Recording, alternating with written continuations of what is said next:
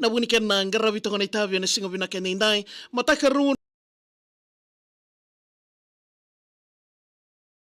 tiko na loaloa kena i rei tiko ni na rawa ni nandua na udambi sara e na singa levo ni kua kebaka e na maniada waka kena ai abe kem ni nando boda tiko mai na singa vina kena indai na nondaru yawa ni kena rongodi tiko na nondaru serikali na maki na irimbuli ni utongo na kaworongo sambalolo ni wangana nanu e na railesu kina mboda ni nduru masima au mateda kena i rengo. Au tilomo sombo kina ndrunga ni lomango tawadengo ni mai na suingo kania udundina mai e serengo. Na uta ni lalakai ongo sa rui musiti au e veisinga. Ni kero vikodi na ndandomo rui waka suina. Ngai tā koso na vere me waka ndiloya na kenandina. Mbula viti ongo sa kanadao ni lewa kawika.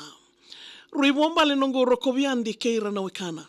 Kinona ilango me leia laurai e nantua na kamunanga. Au waga sukai mai e na senga kaunganga sedawa ni tuileta ni ndondomongo e ramata mboko kaledawa. Sala ingude nongu inaki ni ndambula waga wanua. Kau tunda itaki ve irasaka na kena matua. E raledawa ni ndondomongo e rui kaukawa ni solisele wuni woli veao o nongo lewambua. E wawadi na ronrolangi matalia kandakila. Ngai mai lewai mai me o kaliritani mai wa. Nia kau vei tawalena ka rau koro watanga.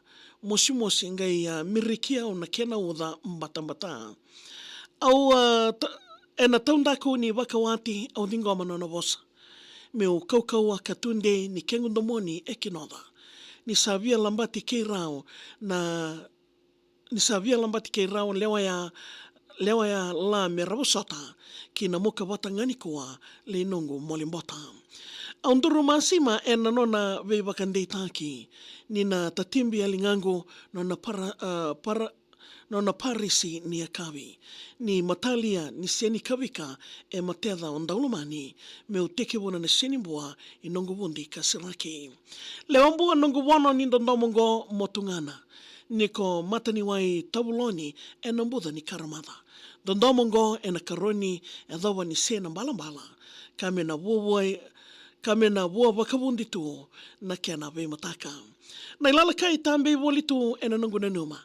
Na koron dina mati uluni wanua sudu mai uluna. Koro turanga makawa na idhabuti au laidhowa kena mangiti e mbutandamo daumatedi na ura. Nongo ni watu e kilai woli tu nga karongo.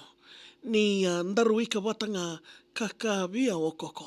Na wuni kao se wingi, ndreu lo wuni nongu kodo, ndaula ngati woli e na waya nongu siti ni dolo. Tarambe wana kena ndomoni nondarundui parataisi. Kena kau salu e leimbuluti au ni tikiwi. Ndomongo role ombua e waka rukuniwi, mongai dingoma nongu wono keilumuta na moiwi. Na rua na mbaki ni vei musuki e laki tarano. Ka dhambori ki ulunda ninda kuunga ni soso. Laki wuru memea na uto ni sarsara e kanielo. Ia vea o leinongu leombua o koko tuno. Nronda sombo na waini mboka kandolo na reo riwa. Waka tasu soko ni ndomongo endau murisinga. Ona kor levo meudengo ni mberasaka ni uchaiwa. Kena ikarua ni koro ni omuria na waindina. Kirasa ka meu dhava sanambola le sunumua. Au boga tiko yani ene sana levu ndua. Ni waka yala nonda tiko ke ulewa mekoa. Me nomuni yani na salu kawika wata keina mboa. Ya bikim ni na ndo boda tiko mai na singabi na kenindai na nondaru serikali nama ke medingo mirotiko na kena ya wana mataka vina keniko. Kuningole da bolana na serikali. Email takama via maria@vtfm.com.fj. Gindaw na magitiko monitike na bagrombo kana be manitiwa na kena mai ndaru ngoditiko na nomuni salnika kambura.